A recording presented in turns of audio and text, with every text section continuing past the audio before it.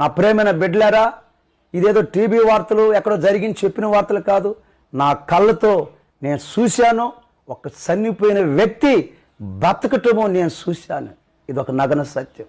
ఆ చూసినప్పుడు అనుకున్నా, నాకు అనిపించింది దేవుడు ఉన్నాడు. ఆ దేవుడు ఎవరై అంటే యేసుక్రీస్తు ప్రభువే. ఆయన ఒక్కడే దేవుడు.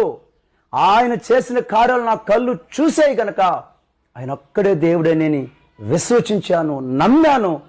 ఆ రోజు నుంచి ఆయన ఒక్కడే దేవుడు అని చెప్పి నమ్మి విశ్వసించి ప్రార్థన చేసుకుంటూ దేవుని సన్నిధికి పోతున్నప్పుడు ఒకానొక దేవుడు నాకు సేవ చేసే అవకాశం కల్పించాడు.